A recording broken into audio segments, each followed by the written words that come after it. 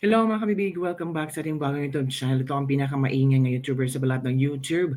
Ako si Kabibig Maglebak-lebak with evidence. Naku po, nagsalita na ang kapatid ni Pangulong Rodrigo Roa Duterte.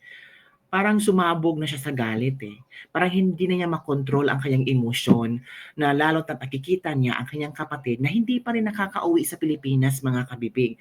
Kaya nagpa-interview siya at talagang sinabihan niya si Pangulong Bongbong Marcos na isang walking dead. Hala, grabe naman kabibig, no? Ano kaya ang ibig sabihin niya ng walking dead? At bakit niya tinawag na isang walking dead si Pangulong Bongbong Marcos? Naku po, mga kabibig, napanood niyo na ba ang video? Ay, eto mga kabibig ha, ipapakita ko sa inyo ang video interview kung saan talagang tinawag ng ate ni Pangulong Rodrigo Roa Duterte na si Pangulong Bongbong Marcos ay isang walking dead. Sige ha. Wait for our kabibig. Share ko muna sa inyo itong video from SMNI News. Ito na. Wait for a while. The laws of God. Yan ang diretsahang sagot ni Miss Eleanor Duterte, ang panganay na kapatid. He does not understand. He is breaking the laws of God. Yan ang diretsahang sagot ni Miss Eleanor Duterte, ang panganay na kapatid ni dating Pangulo Rodrigo Duterte sa kung anong assessment nito sa kasalukuyang pamamahala ni Pangulong Marcos Jr. sa eksklusibong panayam ng SMNI sa 83 anyos na ate ng dating Pangulong Digong. Sinabi nito na 83 years old na pala ang kapatid ni Pangulong Rodrigo Roa Duterte. 3 years siyang matanda ni Pangulong Rodrigo Roa Duterte. And they're still alive, di ba?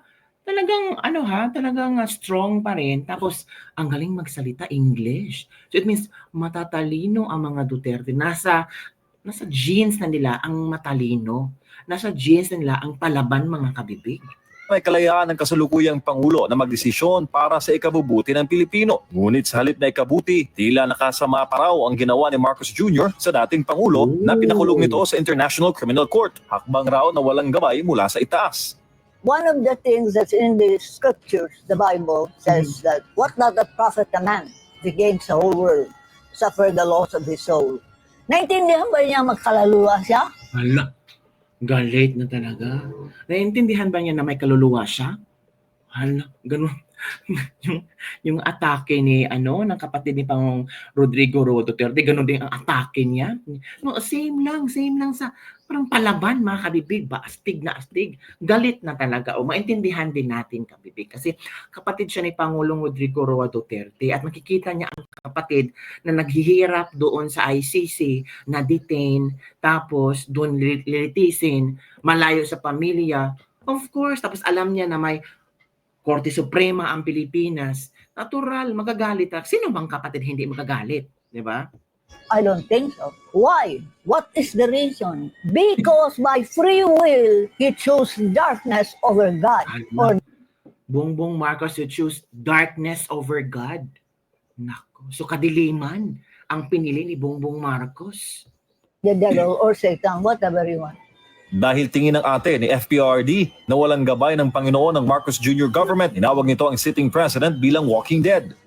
Some of us are what is called by the Americans the walking dead. Who is the walking dead? The walking dead is you, me, for example, who live a life and choose the darkness instead of God. Oh, so walking dead, these are people who choose darkness over God. So, ang pag-describe ni Madam kay Pangulong Bongbong Marcos ay isang walking dead. So it means siya ay isang tao na mas pinili ang kasamaan, mas pinili ang demonyo kumpara sa sa ating Panginoon.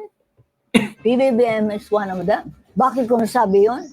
He breaks every human law possible, let alone di niya naintindihan ng higher law. All our human laws is based on a higher law. Di ba niya naintindihan ng tao yan?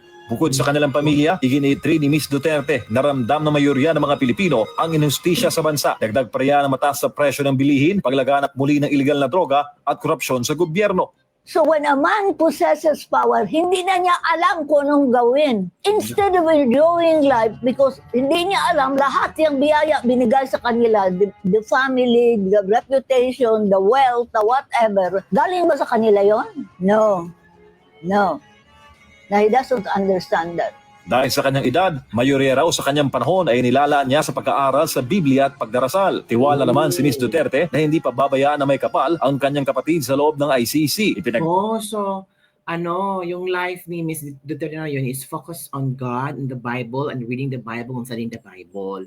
Kaya, yun ang kanyang opinion sa nakikita ngayon sa bansa natin. Darasal naman ni Ms. Duterte na patuloy siyang bigyan ng dakilang lumika ng proteksyon dahil sa kanyang paglantad. Batid kasi nito na hinahabol o binabalikan ng pamahalaan ang lahat ng mga nagsasalita laban kay Marcos Jr. sa pamilya nito at maging sa malalapit na kaalyado. So natakot na si Ms. Duterte kasi nagsalita na siya ngayon.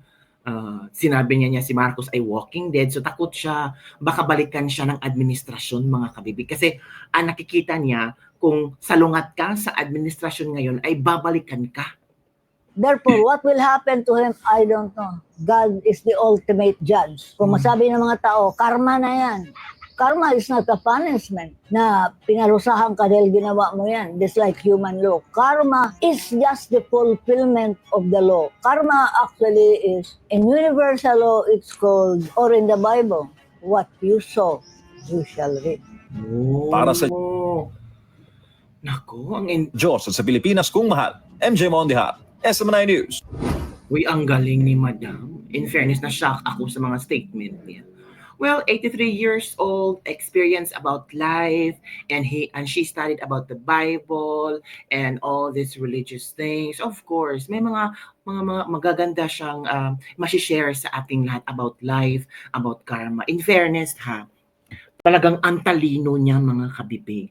So ano ang inyong opinion tungkol dito? Takot si Madam na mabalikan sa administrasyon kasi kung magsasalita ka daw, makabalikan ka. At tapos inexplain naman niya kung bakit na tinawag na walking dead si Pangulong Bongbong Marcos kasi mas pinili ni Pangulong Bongbong Marcos na doon siya sa kasamaan kaysa doon siya sa Panginoon. So yun ang kanyang interpretasyon. So hindi naman natin hawak ang kanyang opinion at views regarding the situation right now, mga kabibig. So intindihin din natin ang kanyang emosyon, lalo na ang kapatid niya ay nandoon sa ICC. Sino bang kapatid na hindi makabigay ng mga emosyon na ganito? This woman is full of wisdom.